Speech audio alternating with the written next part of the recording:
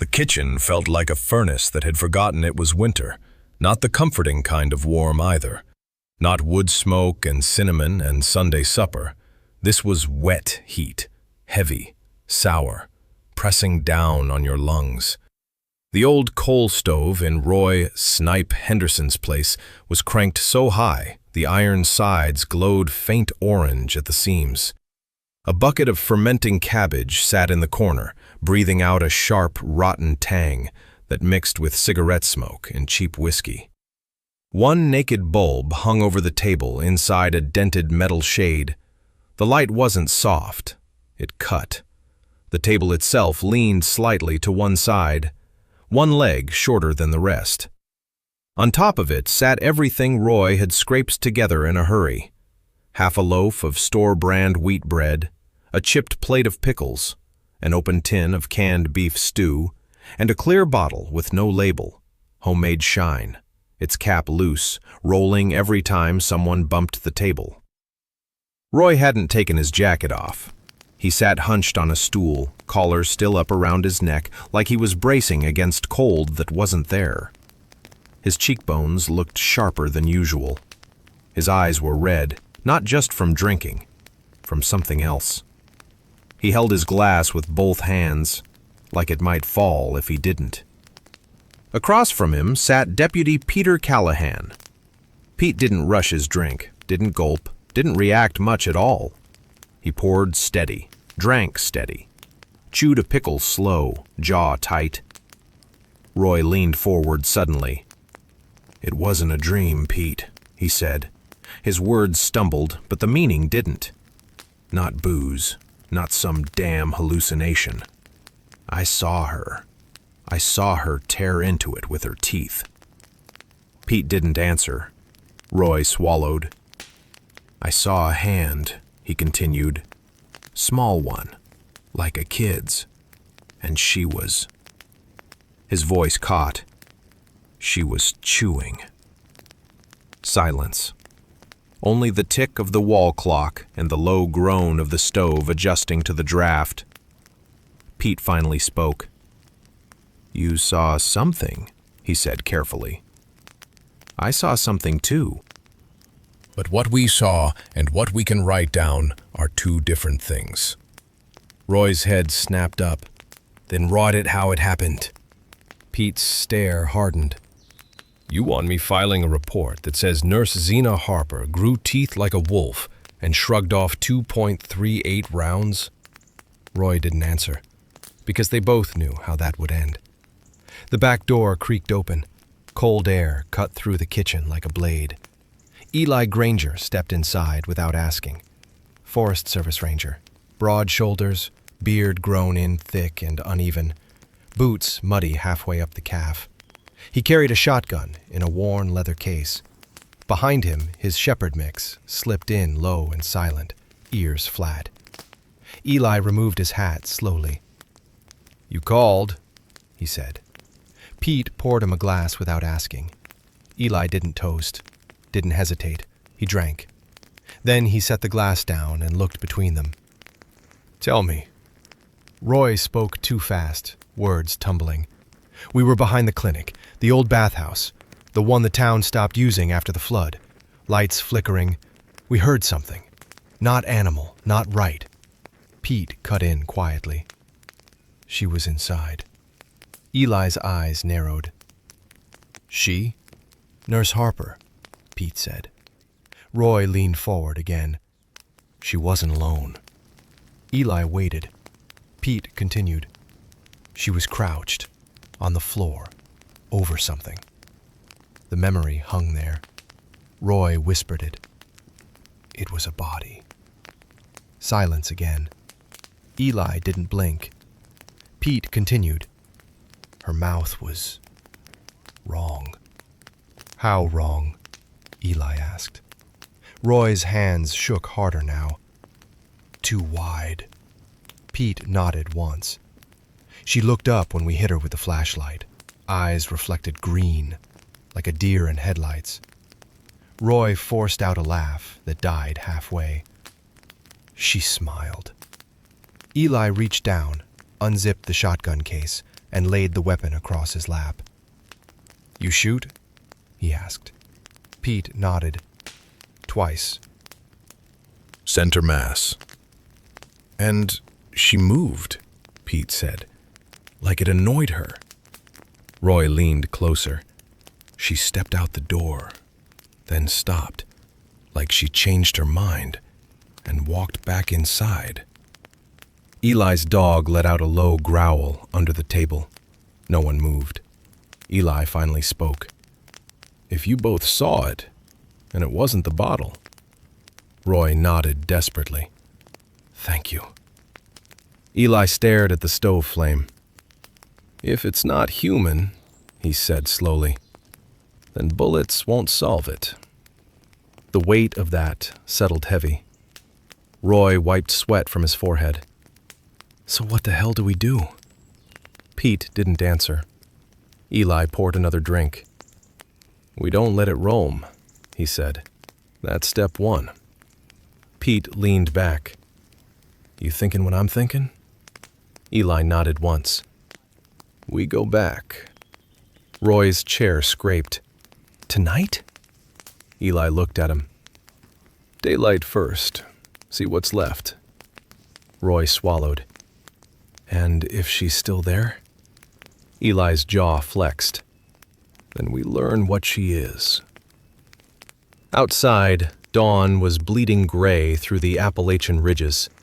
Fog rolled low across Black Hollow like something breathing. The town looked quiet, peaceful.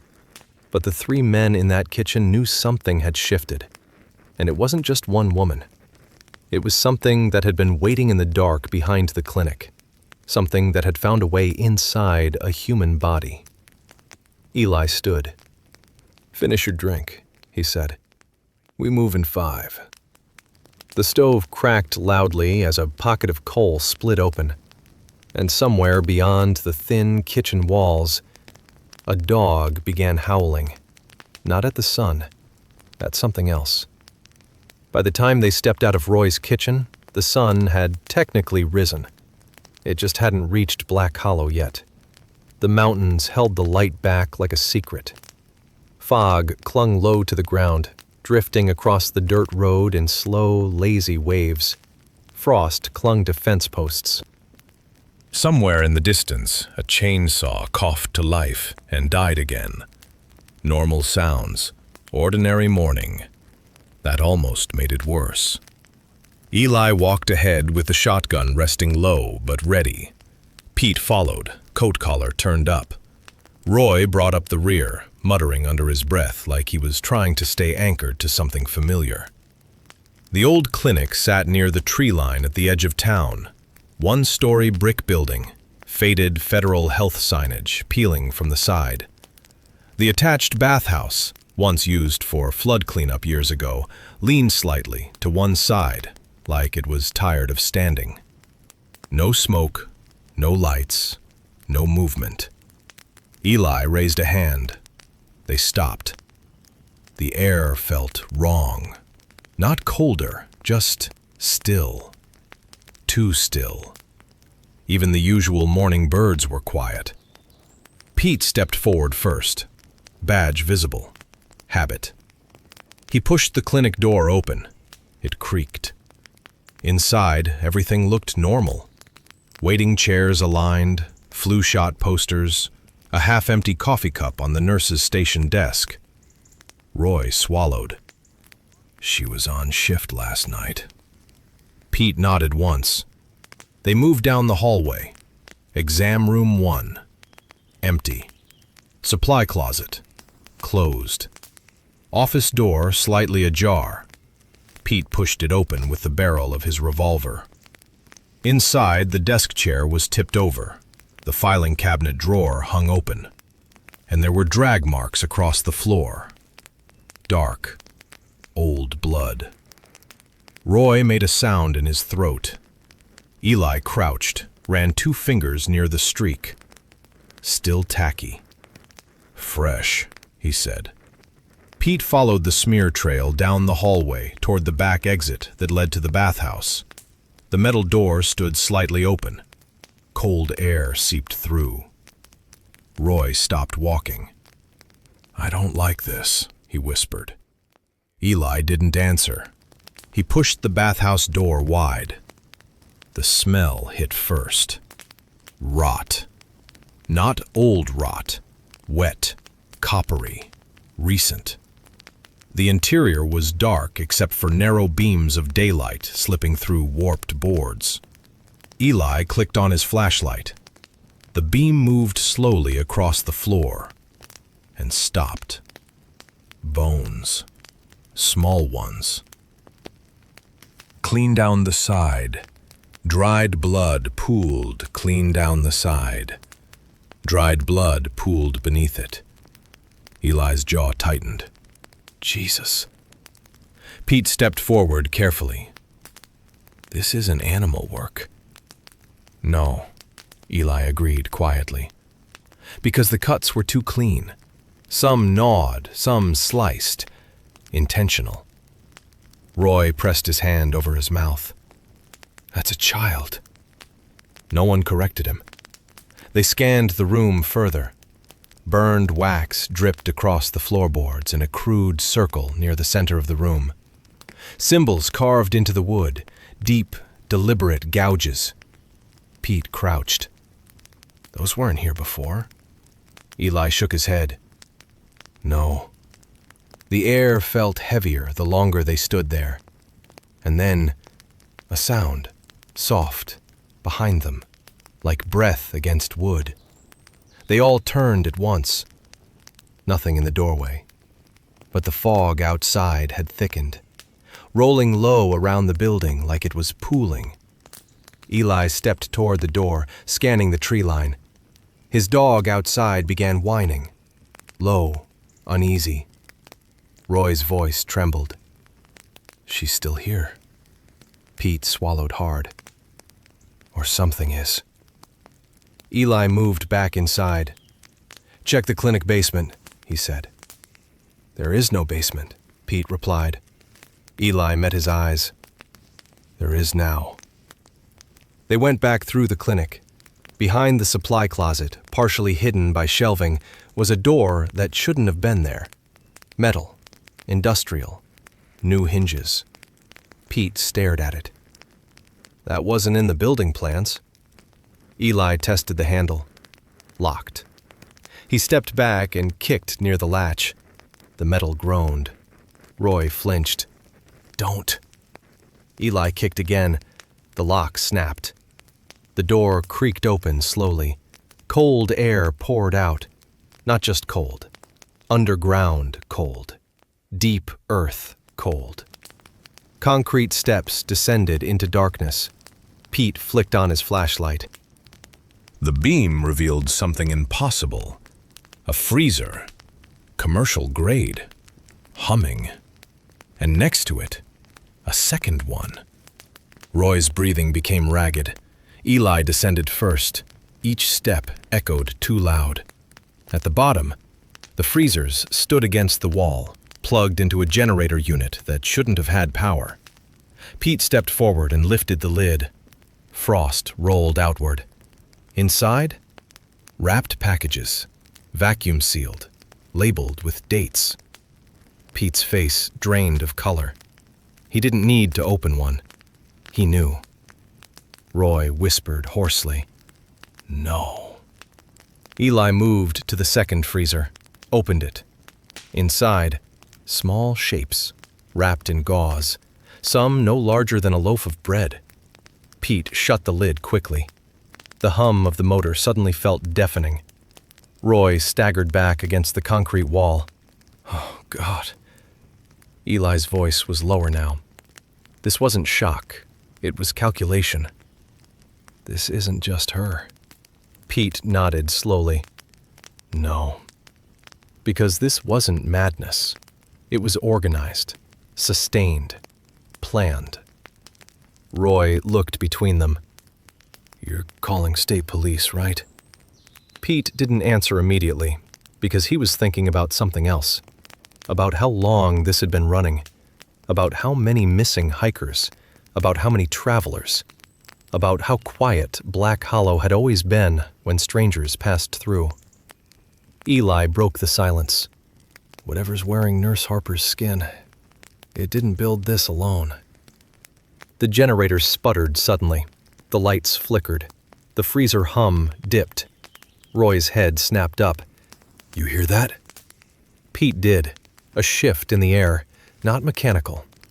Breathing. Slow. Measured. From the top of the stairs. All three men turned. The doorway above was dark. No fog now. No daylight. Just shadow. And within that shadow, something moved. Tall. Bent. Too thin at the joints. Eli raised the shotgun slowly. The thing in the doorway tilted its head and smiled. Not wide, not exaggerated. Just enough. Roy's voice cracked into a whisper. "That ain't her." The figure spoke, not loudly, but clearly. "You shouldn't have opened that." The voice was layered, female, and something underneath it. Something older. Pete lifted his revolver. "Step into the light," he said. The figure didn't move forward. Instead, it stepped backward, vanishing into the dark hallway above. The generator shut off completely. The freezers died. Silence swallowed the basement. Eli moved first. "Up," he said. They climbed fast, burst into the clinic hallway, empty. The back door to the bathhouse now wide open, fog rolling in thicker than before. Roy grabbed Pete's arm. "She's calling something." Eli looked toward the tree line. The forest at the edge of Black Hollow wasn't still anymore. Branches swayed, but there was no wind. Pete felt it then. Not fear, recognition. This didn't start in the clinic. It didn't start in town. It started in the woods, and it had been fed for a long time. Eli pumped the shotgun once. Metal clacked loud. "We need more than bullets." Pete nodded slowly, because the thing in the doorway hadn't looked wounded. It hadn't looked desperate. It had looked hungry and patient. And it knew them now. They didn't speak on the walk back into town. There wasn't anything left to say. The fog had swallowed most of Black Hollow by the time they cleared the clinic property. Houses looked like shadows of themselves. Porch lights still glowed weak and yellow through the mist, even though morning had already arrived. It felt like the sun had decided not to come up. Eli walked ahead again, shotgun ready. Pete kept scanning windows. Roy kept looking over his shoulder, like something might already be following. And maybe it was. Halfway down Miller Road, Eli stopped suddenly. "Listen." They froze. At first, nothing. Then, a rhythmic sound. Metal on metal. Clink. Pause. Clink. Roy whispered, "What the hell is that?" Pete turned slowly toward the source. Old feed store, closed for 2 years, boarded windows. But the back door stood slightly open. Clink, clink, like chains. Eli didn't wait this time. He moved. Pete followed. Roy muttered a curse but didn't run. Inside, the feed store smelled like mold and stale grain. Dust floated in weak beams of light, and in the center of the floor, a hook hung from the ceiling beam, fresh rope attached. Below it, blood, still wet. "Ugh," Roy gagged. Pete stepped closer. There were drag marks again, but these were different. Multiple sets. Heavy, deliberate. Eli's voice came low. "This is a processing room." Pete looked at him. "Processing what?" Eli didn't answer, because the answer was obvious. Roy backed toward the wall. No, this ain't random. This ain't some sick nurse going crazy. This is organized." Pete's mind was racing. Clinic basement, freezers, bathhouse remains, now this. He said it out loud. "They're harvesting." The word hung in the air like smoke. Eli scanned the room again. Look at the floor. Pete crouched. Salt. Thin white lines had been poured in careful patterns across the boards. Circles, intersections, symbols. Not protective. Binding. Roy swallowed. Who the hell knows how to do that? Pete didn't answer, but he knew. Black Hollow wasn't just farmers and retirees. It had old families, old roots, old stories. Appalachian hills carried more than coal veins. They carried folklore, deals, warnings, and sometimes worship. The back door creaked. All three men spun around. Standing there, Sheriff Tom Weaver, late 50s, broad build, campaign smile, always ready. Except now he wasn't smiling. "You boys having fun?" he asked calmly. Pete stiffened. "Sheriff?" Weaver stepped inside slowly. "You didn't think to call me before kicking indoors?" Eli's eyes narrowed. "Where were you last night?" Weaver smiled faintly. Sleeping, Roy snapped. Like hell you were. Weaver's gaze shifted to him. "You watch your tone." Pete stepped between them. "We found a basement under the clinic." Weaver's expression didn't change. "Did you?" 2 commercial freezers. Still nothing. Wrapped meat. Weaver tilted his head slightly. "And?" Pete felt something click into place. "You knew." Silence. Eli moved subtly, positioning himself near the side exit. Weaver looked around the feed store, at the rope, at the hook, at the salt lines, then back at Pete. "You boys went digging where you shouldn't have." Roy let out a breathless laugh. "You're in on it." Weaver didn't deny it. Instead, he said something worse. "You don't understand what's keeping this town alive." Pete's stomach turned cold. Eli's grip tightened on the shotgun. "Explain," Eli said quietly. Weaver's eyes flicked toward the fog outside. "Black Hollow was dying 10 years ago. Mines shut down, highway bypassed us, farms failing." He stepped closer. "Then things changed." Pete's voice was flat. "How?" Weaver met his eyes. "We made a bargain." Roy took a step back. "No." Weaver continued calmly. "Travelers go missing all the time in these hills. Hikers, drifters, city folk chasing authentic mountain life." Pete felt his pulse in his ears. "And in exchange?" he asked. Weaver's jaw flexed. "The crops stopped failing. The livestock stopped dying in winter. The river stopped flooding our roads." Roy shook his head violently. "You fed it people." Weaver's eyes hardened. "We fed it outsiders." The word hit like a gunshot.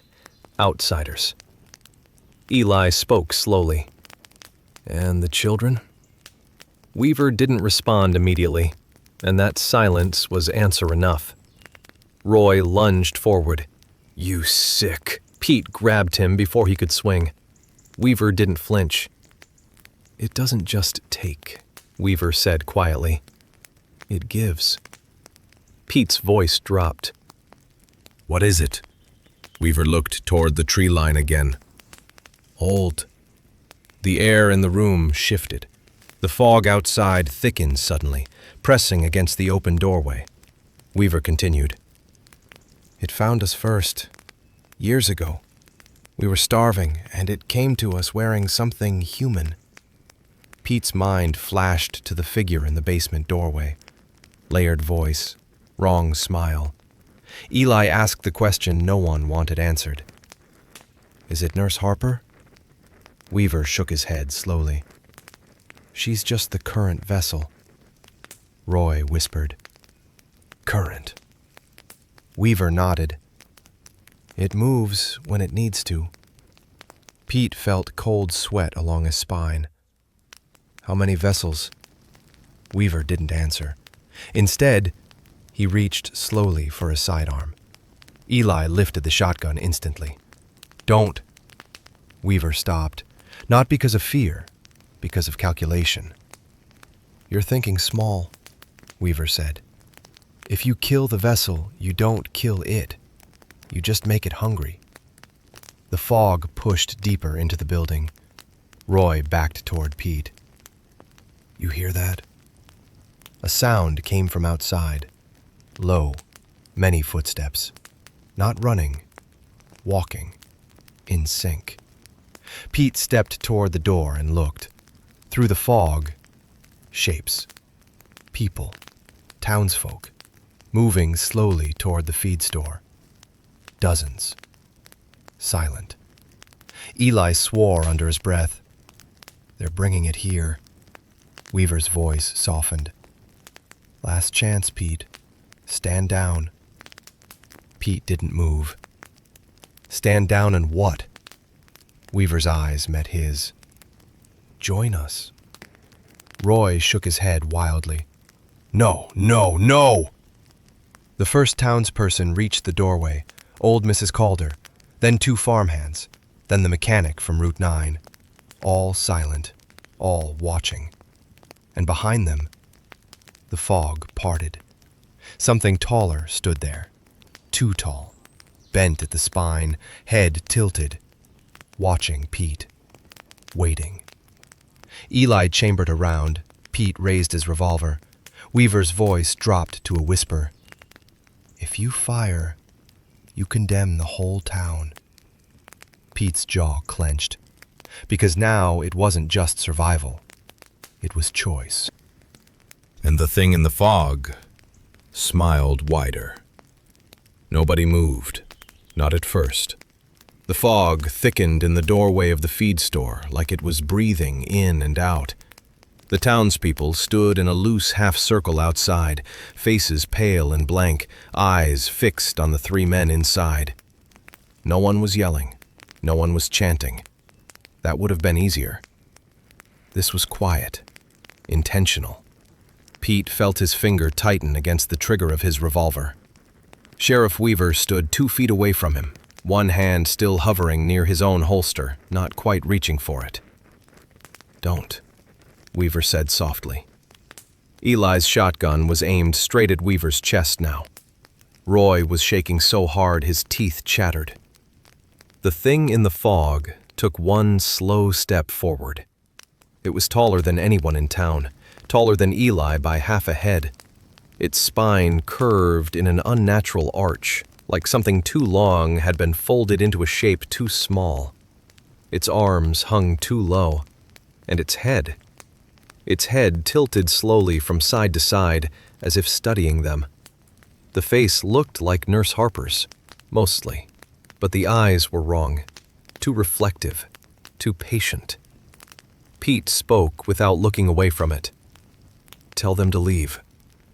Weaver's voice was tight now. You don't understand.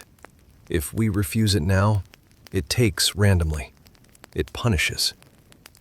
Roy let out a sharp, hysterical laugh. You already feed it people, Weaver snapped.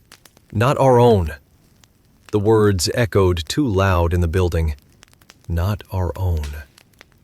The thing in the fog stopped moving. Its head turned slightly toward Weaver, slowly, deliberately.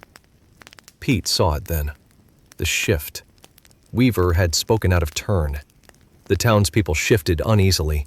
The mechanic swallowed. Old Mrs. Calder looked down. The thing's mouth twitched. Then it stepped fully into the doorway. The temperature inside the feed store dropped instantly. Roy gasped. Pete's breath fogged in front of him. The creature's mouth opened slightly, and when it spoke, it wasn't layered this time. It was clear, cold. You break agreement. It wasn't loud, but everyone heard it. Weaver stepped back without meaning to. No, he said quickly. No, we honor it. We always have. The creature's head twitched again. You hesitate, Pete realized something horrifying. This wasn't about them anymore. It was about loyalty. The thing had been watching the town, testing, measuring devotion. Eli whispered, barely audible, "Pete." The townspeople outside began kneeling, one by one, silent, heads bowed. Roy stared in disbelief. They're bowing. Weaver didn't kneel. He stayed standing, trying to maintain control. "We have given you what was promised," Weaver said firmly. "Travelers, drifters, those who don't belong." The creature's eyes moved slowly across the kneeling crowd, then back to Weaver. "And child?" The word hit like ice water. Roy whispered, "Oh God." Weaver swallowed. We agreed that was necessary." The creature's lips peeled back slightly. "You doubt." Weaver's composure cracked for the first time. "I don't doubt. I kept this town alive." The creature stepped closer. Its feet did not crunch on the gravel. They made no sound at all. Pete saw the pattern now. It wasn't loyalty it wanted. It wanted submission. Absolute. And Weaver still believed he was a partner in this arrangement. The creature stopped directly in front of him, close enough that Weaver had to tilt his head slightly to maintain eye contact. "You speak too much." Weaver's hand twitched toward his gun. Eli reacted instantly. "Don't!" But Weaver drew. He fired once. The bullet struck Nurse Harper's chest. No reaction. The creature didn't even blink. It reached out slowly, almost gently, placed one elongated hand on Weaver's shoulder. Weaver froze. For one brief second, he looked confused. Then, the creature's fingers sank in, not like claws. Like they were melting through him. Weaver screamed. The sound was short, cut off halfway.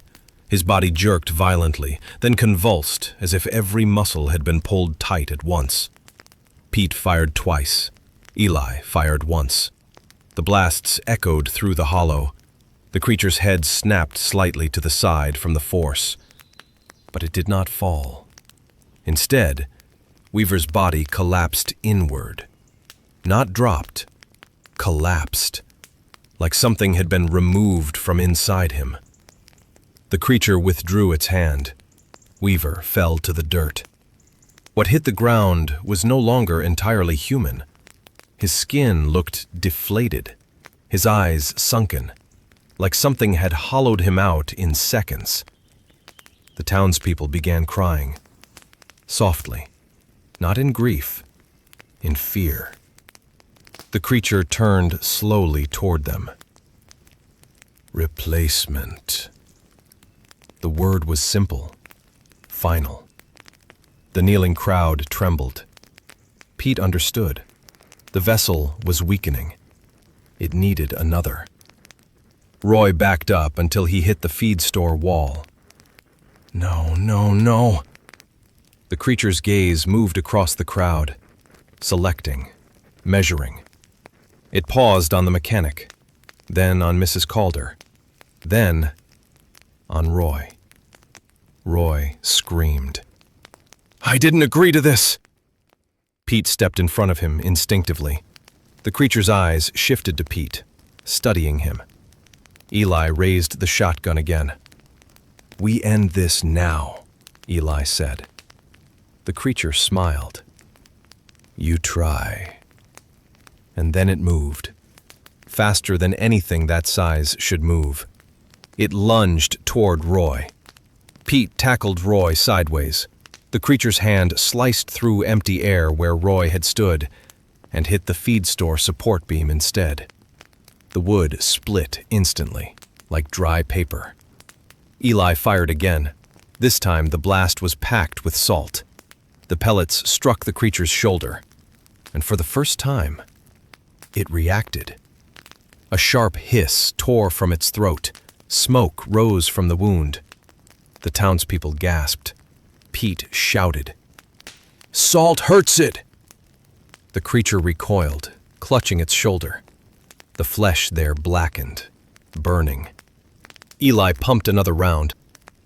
Scrambled backward in panic. Mrs. Calder scrambled backward in panic. Mrs. Calder sobbed openly. The mechanic vomited in the dirt. Weaver's body lay twisted near the doorway. Roy stared at it, trembling uncontrollably. "You said it gives," Roy whispered to no one. Pete stood slowly. The choice had been made. Blood had been spilled, and the town had seen. Eli stepped beside him. "It'll come back," Eli said quietly. Pete nodded. "And next time it won't test."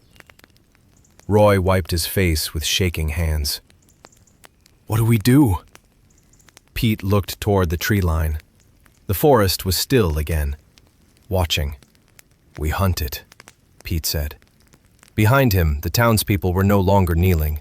They were staring, and something had shifted in their eyes. Not unity, division. Because now they knew.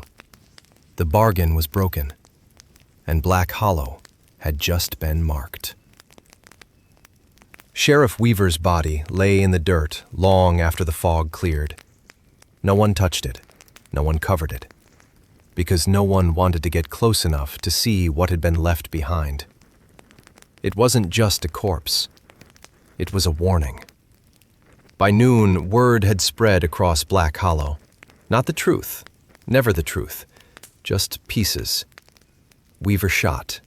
Weaver dead. Something wrong at the clinic. Something wrong in the woods. And like all small towns, Black Hollow reacted the only way it knew how. By choosing sides.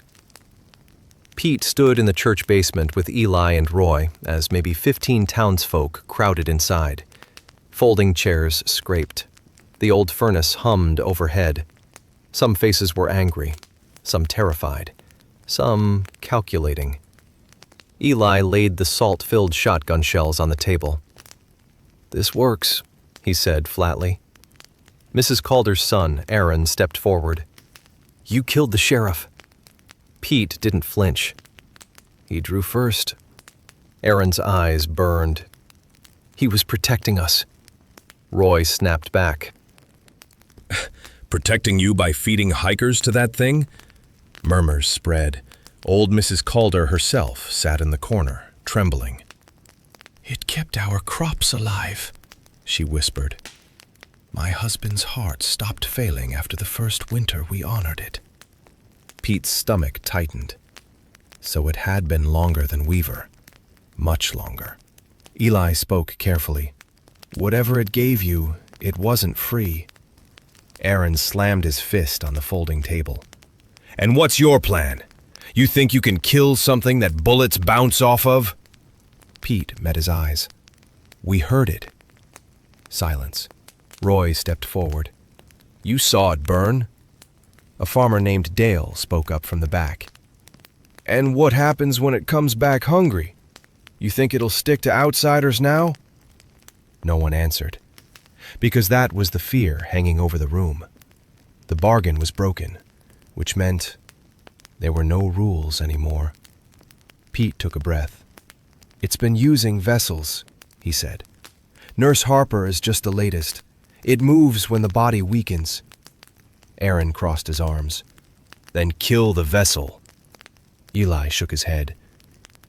"We tried," Pete continued. "We need to trap it, contain it, somewhere away from town." A woman near the back scoffed. "You think you can cage something that walks through fog?" Roy rubbed his face. "It bleeds." Pete nodded. "And it feeds." The room fell quiet again. Because that was the key. It needed to eat, which meant it needed proximity, and proximity meant opportunity. Aaron finally asked the question no one wanted to say out loud. "What if we restore the agreement?" Half the room went still. The other half recoiled. Pete's jaw tightened. "You mean offer someone up?" Aaron didn't blink. Better one than many. Eli stepped forward. No! Aaron glared. You don't get to say that. You're not from here. Pete's voice dropped low. Neither was the last family that disappeared on Route 19. The air thickened, because now the moral lines were drawn. Roy whispered, "We can't go back." Mrs. Calder began crying softly. "You don't understand. It saved us." Pete looked at her. "No," he said quietly. "It kept you dependent." Silence again. Then, a scream from outside. Everyone froze. It wasn't distant. It was close. Too close. Pete moved first. Eli grabbed the shotgun. Roy followed despite himself. They burst out of the church basement into the daylight. The scream came again, from Miller Road. They ran. 2 houses down, Dale's barn doors hung open. Inside, chaos. Livestock scattered, blood sprayed across wooden beams, and Dale himself, pinned against the far wall. Not by rope, by shadow. The creature stood before him, not fully formed, half solid, half fog. Its shape stretched unnaturally long in the daylight, like it wasn't meant to be seen under the sun. Dale's feet kicked helplessly. "It said you broke it! It said you broke it!" Pete raised his revolver. "Let him go!" The creature turned its head slowly. Its eyes weren't Nurse Harper's anymore. They were deeper, older. It spoke without moving its mouth. "You deny offering." Eli fired a salt round. The blast struck its torso. Steam hissed. It recoiled, but not as violently as before. It was adapting. Pete fired twice. This time, the bullets passed through mist and struck wood. The creature tightened its grip. Dale screamed, then stopped. His body sagged, empty. The creature released him. He fell like a marionette with cut strings. Dead. The creature turned fully toward Pete. Daylight flickered strangely around it, like heat distortion. "You choose war." Pete's heart pounded. "Yes." The creature tilted its head, then smiled. "Then we harvest." It dissolved into fog instantly. Gone. The barn fell silent except for Dale's wife screaming somewhere outside. Pete lowered his gun slowly. Roy whispered hoarsely, "It's not waiting anymore." Eli's voice was steady but tight. "No." Pete looked at Dale's body. This wasn't about travelers now. This was escalation. The creature was no longer negotiating. It was retaliating. Behind them, townspeople gathered at the barn entrance. Aaron stared at the scene. His expression shifted. Fear replaced anger. Pete turned to them all. "This is what your bargain bought." No one argued now, because Dale had never missed a town meeting, never missed church, never voted against Weaver, and he had just been taken. Eli stepped closer to Pete. "We need to move fast." Pete nodded. "It feeds on agreement." Roy blinked. "What?" Pete looked toward the woods. "It binds through consent, through ritual, through participation." Eli's eyes narrowed. "You're saying if no one offers, it weakens." Roy swallowed. "And if someone does offer?" Pete didn't answer, because he knew. Division would be the creature's greatest weapon now, and Black Hollow was already cracking. The wind picked up suddenly, cold, carrying the scent of earth and something metallic. Pete felt it in his bones. The next move wouldn't be subtle, it would be deliberate, and it would come at night.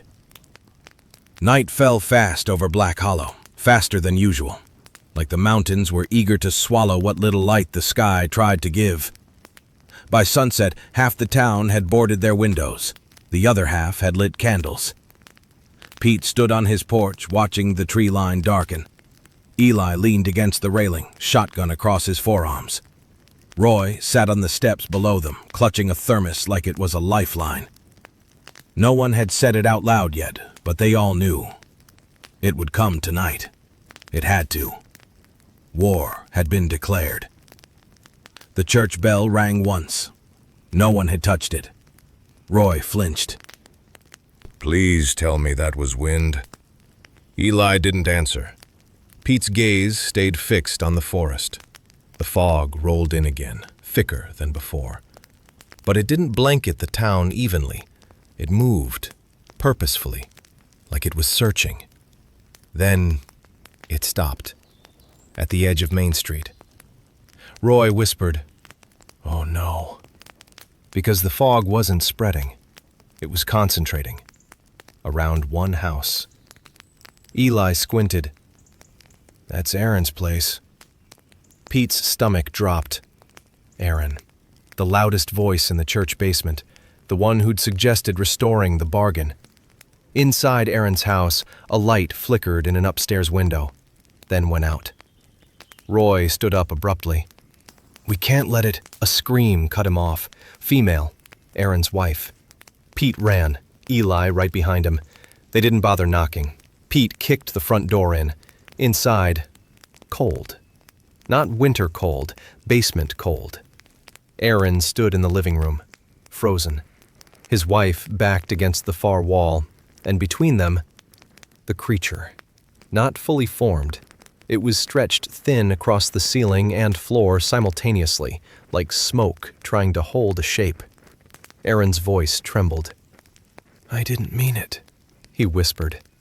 The creature's voice layered softly. "You offered." Pete raised his gun. "No!" Aaron shook his head wildly. "I was angry, that's all." The creature drifted closer to him. "Consent." The word pulsed in the room. Aaron looked at Pete helplessly. "Tell it I didn't mean it." Pete stepped forward. "You don't have him." The creature's head rotated slowly toward Pete. "You break pattern." Eli fired a salt round. The blast ripped through the creature's torso. It shrieked, not human, high-pitched, splitting. Smoke burst outward from the impact point. For a second, it destabilized. Its shape wavered. Aaron stumbled backward, but then the creature lashed out. Its arm elongated unnaturally and wrapped around Aaron's throat. Pete fired. Eli fired again. The room filled with smoke and salt. Aaron screamed, and then the sound cut off mid-breath. The creature pulled him close, not to kill, to merge. Aaron's body convulsed violently. His spine arched backward at an impossible angle. His eyes rolled white. His mouth opened too wide, wider. Then, silence. The creature's shadow collapsed inward, into him. Aaron dropped to the floor, still. Roy whispered from the doorway, "Did we?" Aaron's fingers twitched. His chest rose, slowly. His eyes opened. Green, reflective, too calm. He sat up smoothly. No tremor, no confusion. He looked at Pete and smiled. Layered voice returned. "You remove one, I take another." Pete's blood ran cold. Eli pumped the shotgun again. No, not Aaron, stood slowly. The salt burns still smoked faintly across his skin, but they were already fading. He tilted his head. "You teach resistance." Roy stepped back. Pete didn't move. The possessed Aaron looked around the room, touched his own chest experimentally, flexed his fingers. "Better." Eli fired again, this time aiming for the head. The salt tore across Aaron's face. His skin blistered instantly. But instead of recoiling, he lunged, faster than before. Eli barely had time to step aside. Aaron slammed him into the wall, hard enough to crack plaster. Pete tackled Aaron from the side. They hit the floor. Aaron's strength wasn't human. He shoved Pete off with one arm like it was nothing. Roy grabbed a bag of rock salt from the kitchen counter and threw it blindly. Salt exploded across Aaron's torso. This time, the reaction was violent. He screamed, not just in pain, in fury. The lights shattered. Glass burst outward from every window simultaneously. The house plunged into darkness. And in that darkness, Aaron's body went limp. Pete scrambled for his flashlight. The beam flickered on. Aaron lay unconscious on the floor, steam rising faintly from his skin. His eyes, normal, brown. Roy. Did we force it out? Eli, pushing himself up. No. Pete felt it immediately. The air had shifted again. The room felt empty. Too empty. He looked toward the hallway. The fog was pooling again. Moving. Leaving. Aaron. His wife rushed to him. Pete didn't feel relief, because he understood now. The creature wasn't tied to a body, not permanently. It jumped, when pressured, when damaged. And every time, it learned. Eli wiped blood from his lip. We can't keep playing whack-a-mole. Pete nodded slowly. No. Roy. Then how do we kill something that doesn't stay in one place? Pete looked toward the woods, toward where the fog had retreated. You don't chase the vessel. Eli understood immediately. You go to the source. Pete's jaw tightened. We ended at the root. Behind them, Aaron, alive, for now. But something had changed. The town had witnessed possession, openly, and the creature had demonstrated something terrifying. It didn't need agreement anymore. It could take, and it would. They didn't wait for morning. That was the first real difference. Black Hollow had always been a town that waited for daylight, waited for backup, waited for weather to clear, waited for someone else to make the call. Not tonight. By the time Aaron was breathing steady again and his wife had wrapped him in blankets, Pete had already made the decision. We move now. Eli didn't argue. Roy did. Now? In the dark? That's its territory. Pete looked at him. No, the town is its territory now. That shut Roy up. They gathered what they could, every bag of rock salt from 3 houses, shotgun shells packed tight, gas cans from the Mathan's shed, old mining lanterns, a coil of chain from the feed store. Pete stood at the edge of town and looked toward the tree line. The fog had retreated there, waiting, like it knew. Eli adjusted the strap on his shotgun. You think it has a body? Pete nodded once. It has an anchor. Roy. And if we find it? Pete's voice was steady. We don't negotiate. They crossed the tree line together. The forest swallowed sound immediately. Even their own footsteps felt muted. The deeper they moved, the stranger the air became. Not colder, thicker. The trees grew denser than they should have this close to town. Roots bulged from the earth like knuckles. Moss hung low and wet, brushing their shoulders as they passed. Roy, after 10 minutes. This isn't the right direction. Pete kept walking. Yes, it is.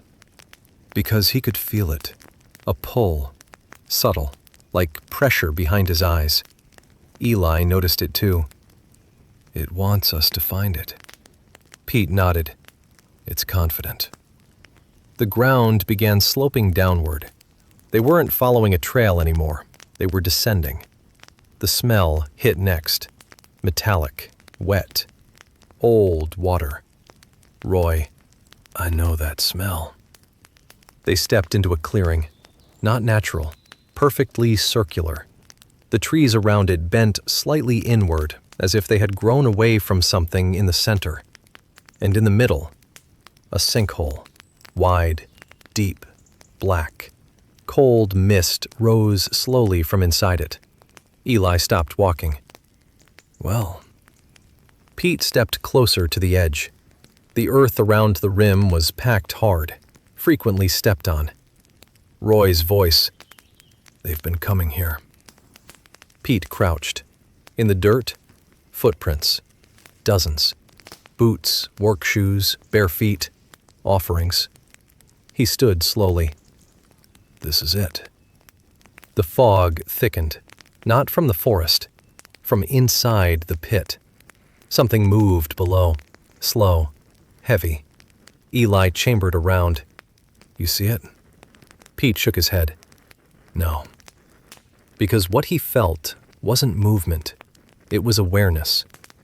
The forest went silent. Not bird silent. Not wind silent. Dead silent. Then, the voice. Not layered. Not from a vessel. From below. You return. The sound vibrated through the ground, not the air. Roy backed up immediately. Nope, no. This is wrong. This is ancient wrong. Pete stepped to the very edge. You've been feeding here for years. The fog swirled thicker. Agreement made, Eli called out. You tricked them. A pause. Then, they asked. Pete's jaw tightened. For what? The fog churned. Survival, Roy whispered behind him. That's what Weaver said. Pete didn't look away from the pit. You didn't save them. A shift in the darkness below, slow, massive. I preserved them. Eli stepped forward beside Pete. By killing strangers. Silence. Then, strangers die everywhere. The ground trembled slightly. Roy stumbled back. Pete? Pete swallowed. What are you? The fog parted slightly, and for the first time, they saw it. Not clearly, not fully, but enough. A shape too large to fit inside the pit. A body that coiled and folded into itself, limbs that were not symmetrical. A torso that pulsed slowly like it breathed through the earth itself. And at the top, no head, just a cluster of shifting forms. Faces, many, pressed together. Eyes opening and closing across its surface. Watching. Studying. Roy fell to his knees. That's not possible. Eli didn't speak. He couldn't. Pete forced himself to stay standing. You need vessels because this form can't leave the ground. The mass shifted. Surface thin. It was tethered, bound to the earth. It needed skin to walk, needed consent to root itself. Pete felt understanding settle like ice. You don't want to die. The ground vibrated again. Everything dies. Eli's voice was steady now. Good. He raised the shotgun and fired a full salt round directly into the pit. The blast echoed deep. This time, the reaction was immediate. The entire clearing shuddered. A scream tore upward, not through air, but through soil. The faces writhed violently. Steam erupted where salt struck. The forest recoiled. Branches cracked. Roy screamed. It's coming up! The mass surged upward slightly. Not climbing, pushing, testing its limits. Pete grabbed one of the gas cans. Now!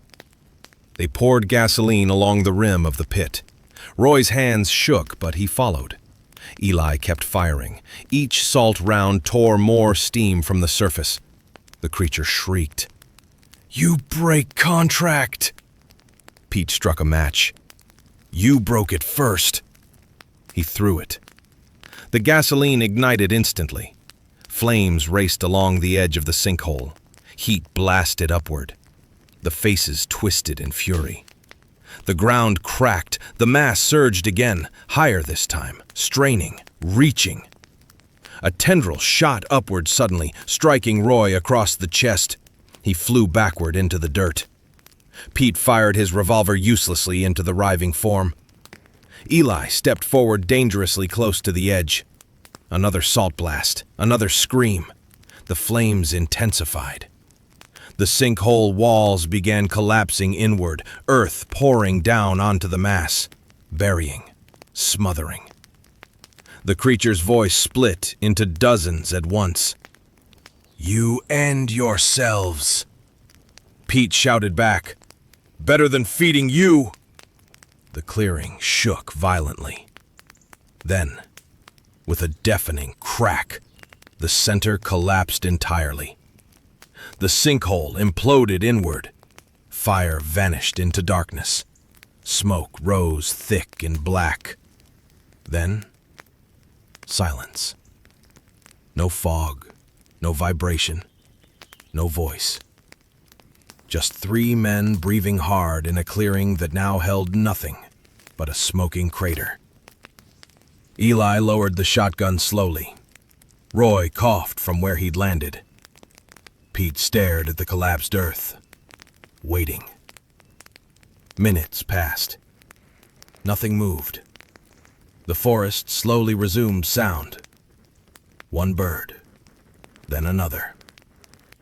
Roy whispered hoarsely, "Is it dead?" Pete didn't answer right away. He listened. He felt. Nothing pushed back, nothing watched. Finally, he said quietly, "It's buried." Eli nodded once. "Good enough." They stood there a while longer, making sure, making certain. Because if it rose again, they wouldn't survive a second round. But it didn't. The forest felt empty now, hollow. Pete turned back toward town. "It's over." Roy forced a shaky laugh. "Don't say that." Pete didn't repeat it, because deep down, he wasn't sure if it was over, or if they had just sealed something deeper. They didn't speak on the walk back, not because there was nothing to say, but because if they started talking, it would become real. The forest felt different, lighter, but also emptier. No fog, no pressure behind the eyes, no sensation of being studied. Just trees, just wind, just normal. And that alone felt wrong. Roy kept touching his chest where the tendril had hit him. His coat was torn, skin underneath already bruising dark purple. "It touched me." Eli didn't look at him. "You're breathing. That's what matters." Pete walked ahead, silent. He expected something, a tremor, a whisper, a voice in the soil. Nothing came. By the time they crossed back into Black Hollow, the sun was just starting to rise, pale orange over frost-bitten rooftops. The town looked peaceful, too peaceful. Weaver's house sat empty, front door still open from the night before, windows broken. Inside, the body remained.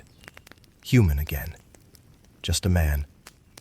Whatever had worn him was gone. Roy stared from the porch. "So it leaves when the source is buried." Eli shook his head slightly. "No, it starves." Pete turned toward Main Street. People were emerging slowly, doors opening, cautious faces peeking out.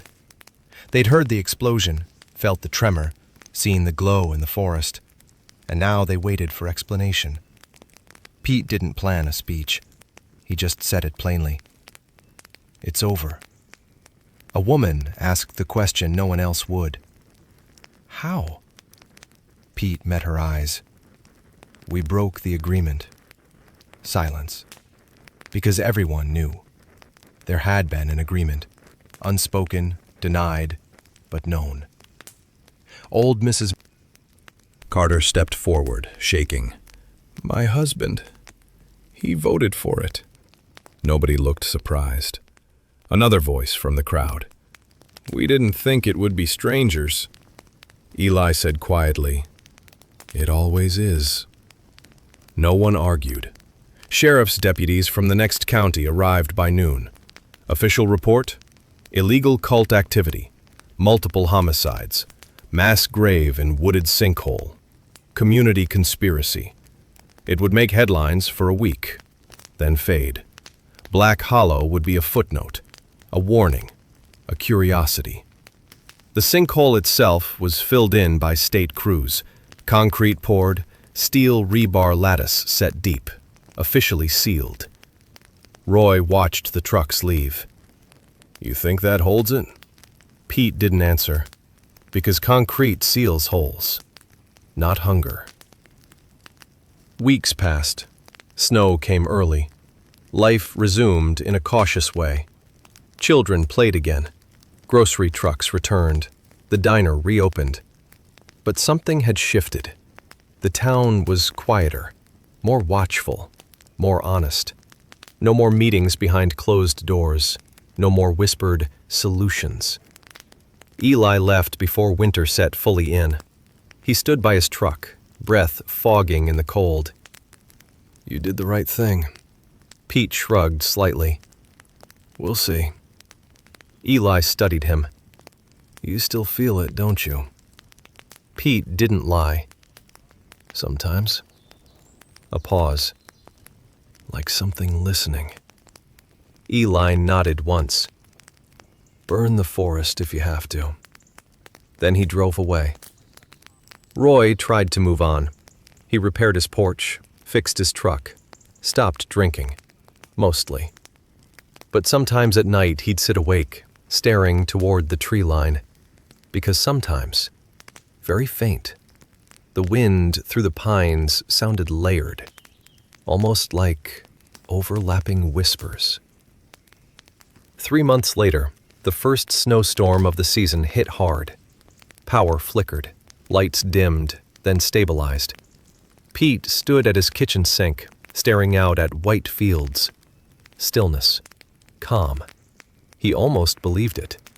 Then, the glass fogged from the outside. Not from cold, from breath. He froze. Slowly, very slowly, a shape formed in the condensation. Not a face, not clearly, just an outline. Too wide, too tall, standing at the edge of the property, by the tree line. He didn't move, didn't blink. The fogged shape lingered, then faded. The window cleared. Nothing there, just trees, just snow. Pete exhaled slowly. He didn't grab a gun, didn't call anyone, because he understood something now. They hadn't killed it.